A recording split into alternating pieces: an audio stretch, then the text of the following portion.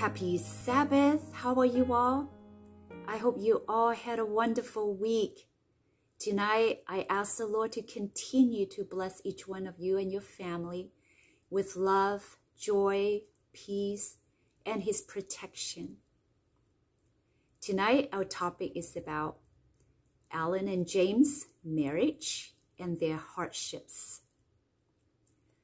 August 30th, 1846. A year after they got to know each other, Alan Harmon and James White were married.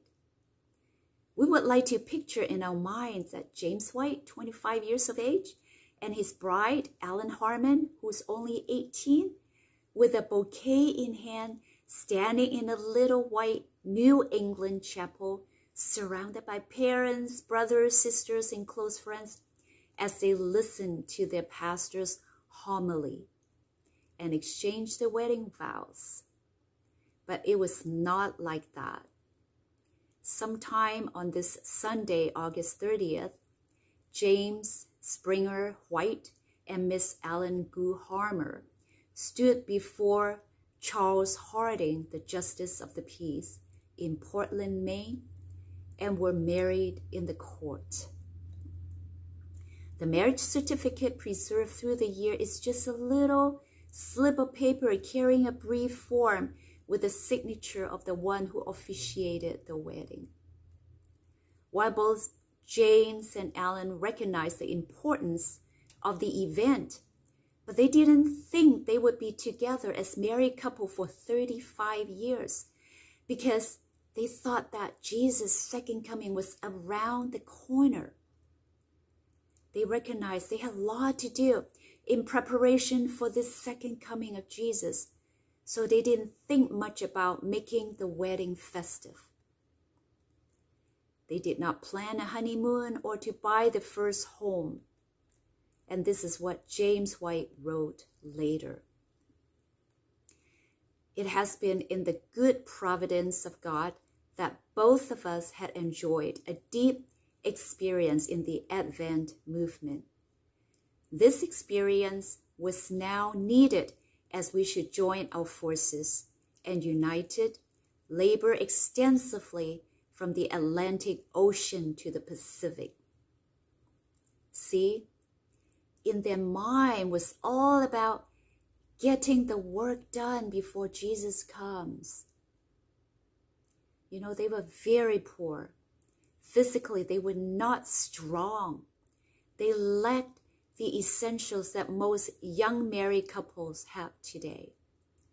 And this is what James White wrote later on. We enter upon this work penniless, with few friends, and broken in health. Mrs. White has suffered ill health from a child. And although I had inherited a powerful constitution, imprudence in study at school and in lecturing had made me a dyspeptic. In this condition, without means and with very few people who could support them, they didn't even have a paper or books when they started their work. When the ministry began, they didn't have any church building for worship, and the idea of using a tent had not crossed their minds yet. And most of the meetings were held in private homes. The congregations were small, and it was seldom that any would be interested to come to their meetings except the Adventists, though there were a few who were curious because they wanted to hear a woman preacher. The couple traveled extensively at a time when traveling was far from easy or comfortable. You know, in those days, they traveled most probably by carriages. It's bouncy because they have poor roads, and the carriage's wheels are solid with a simple spring that has no shock absorbers. A bit better if one could afford a private coach. So you are not as cramped as a public coach, which pack in as many people as they could. So Alan and James travel a whole lot. Whenever God called them to do, they obeyed. Alan worked very hard, and she was known as a powerful speaker. She was invited frequently to speak, so she was constantly out and about in the field, engaging in active, visible service for God, standing almost toe to toe with her husband. You know, in her days, only men did all the lecturing and preaching. You almost never see women preachers. And some may think that because of James and Alan's dedication, God blessed them abundantly with money, good health, and smooth life, right? But it was to the contrary. They lost 2 children and were almost continuously poor. And in addition to this, both of them suffered from major life-threatening illnesses, which in James' case led to personality changes after he suffered 2 strokes. The stress could have added strains to the marriage, and yet they weathered each storm with courage, coming out of the other side stronger and more united than they had been before. Their marriage was a witness to their total faith in God and their adherence to strong Christian principles. But don't get me wrong that they only had a working relationship and didn't have deep feelings for each other. This is what James White said about Alan years later. We were married August 30, 1846, and from that hour to the present, she has been my crown of rejoicing. And this is what Ellen White said about her husband, James White, when he died at the age of 61. When he, James, upon whose large affections I had leaned, with whom I had labored for 35 years, was taken away, I could lay my hands upon his eyes and say, I commit my treasure, which is James, to thee, that means to God, until the morning of the resurrection. Ellen White lived as a widow for 34 years. They were so dedicated. Why they had to suffer? Why didn't God bless them with an easier or smoother life? Many had asked Ellen these questions, and this is what she said. All who in this world render true service to God or man receive a preparatory training in the school of sorrow. The weightier the trust and the higher the service, the closer is the test and the more severe the discipline. She told people to compare the early history of David and Solomon and consider the results. You know, when David was young, he lived in Saul's palace. Because of his stay at the palace and his close connection with the king's household, he had insight into the royal's life. Although outwardly the life seemed glamorous and privileged, but David saw firsthand of their many worries, cares, and sorrows, and that there were many complex problems they had to deal with day after day. David saw human glory did not bring peace to these royal souls. David was relieved and happy whenever he could leave the king's court and return back to his simple life as a shepherd. Later on, because of the jealousy of Saul, David was driven out from the palace to the wilderness as a fugitive. There he learned to lean on God more and more. So what kind of life he lived in the wilderness? There was constant danger, which he needed to flee with one moment's notice. And furthermore, The men who came to support him, all 400 of them were looking to him as a leader to help them with their problems. David described these men: everyone that was in distress, and everyone that was in debt, and everyone that was discontented. These experiences helped David to develop self-discipline, an ability to deal with men's problems, to hate injustice, and to sympathize with those who were oppressed.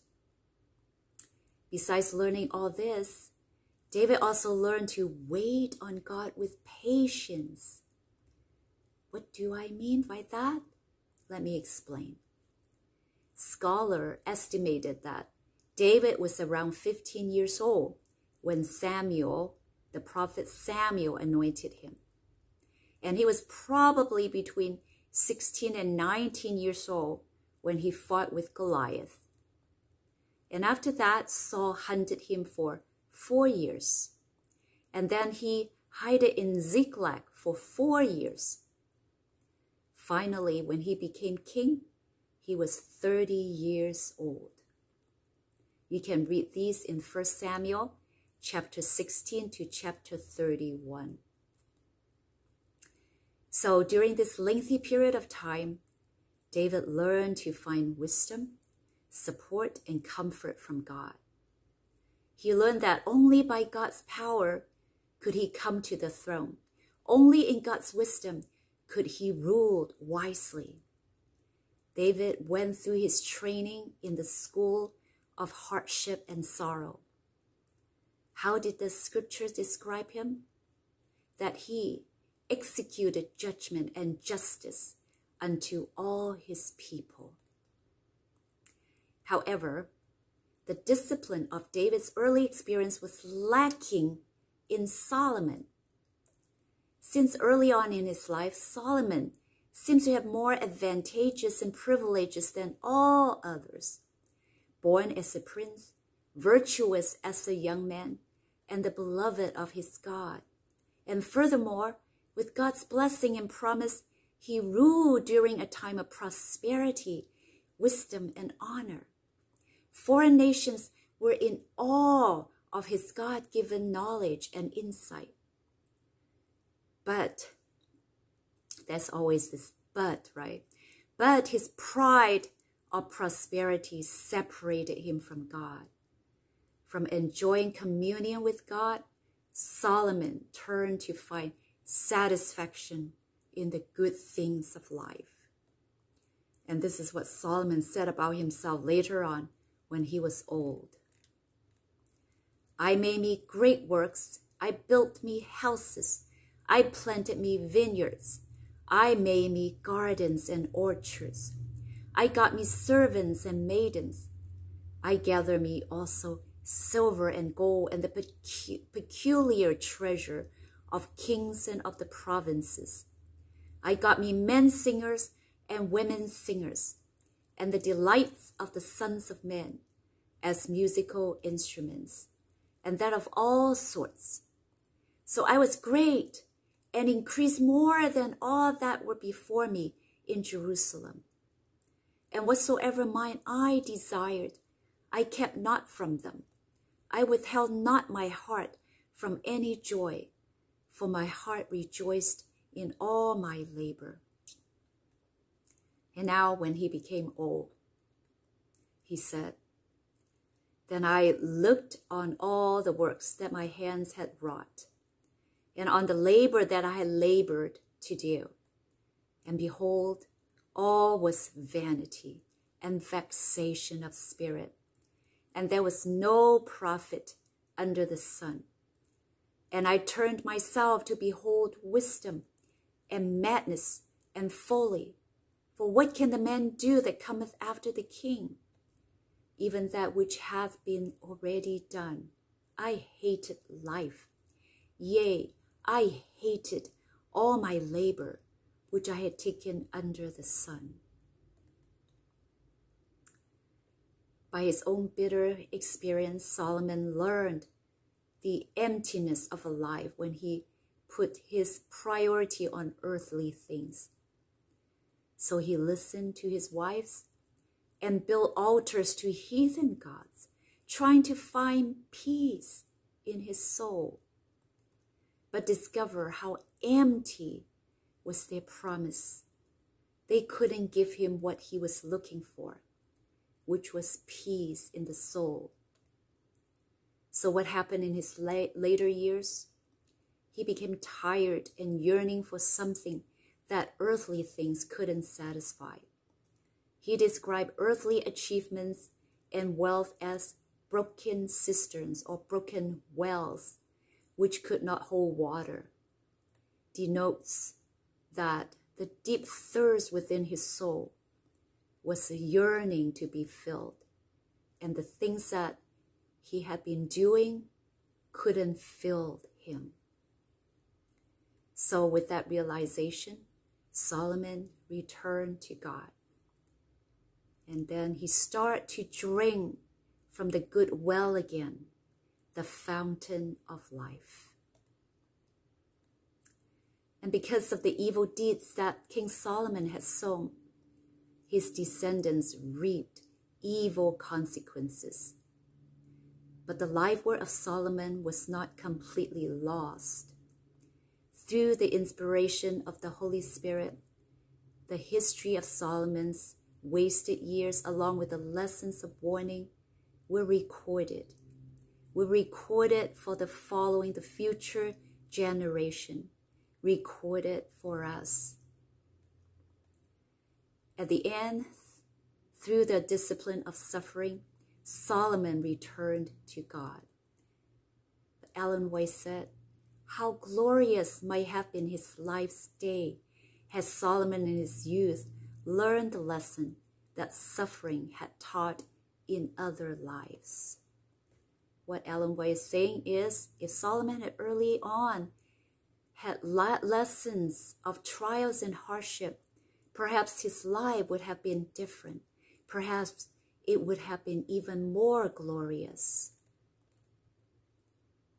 So for us, modern-day Christians, when we go through hardships, try to remember the story of David and Solomon, and also the lesson that we learn from them. I have 3 points here. Number 1, hardships make us realize that we need to change. Even good people are not sin-proof. With hardship, we are forced to confront our imperfection, to confront our weaknesses. Second point, hardship makes us realize that this is an imperfect world because of sin, and we have no power to change the sin situation. Many use all kinds of harmful substitutes to escape their pain. But there is a higher power that is willing to assist us, so we shouldn't become discouraged when we fall. With God's strength and wisdom, we can rise higher, using the hardships as springboard to growth and maturity. Third point, when we overcome the hardship with God's help, besides growing and maturing, we will also discover that our capability has expanded because of the God-given new strength and courage. So therefore, don't put ourselves down when making mistakes and becoming discouraged when we have to face suffering and pain and hardship, because God is there to help us if we want Him to. In doing so, we will realize that He has never left us and is there all the time. He forgives us, and so we should forgive ourselves too when we make mistakes. Keep dwelling on negative thoughts will delay our growth and healing. Trust in God. He gave His Son to save everyone who believes in Him. You know, Ellen White understood this very well. She suffered more than many of us. At times when she was in the crucible, remember, adult lesson, we learn about the crucible. So when she was in the crucible, she pleaded God to end her life. One time when she was very ill, she even pleaded her friends not to pray for her anymore and just to let her die. But God miraculously healed her. Since her teenage years, Ellen learned to depend totally on God because of her suffering and hardship. Because of that, she grew and she matured. Even in a young age, she was able to understand what is most important in this life. And also, she understood others' problem and pain. So she became a better friend and listener to those who needed her. So next week, we will continue with her biography. Happy Sabbath.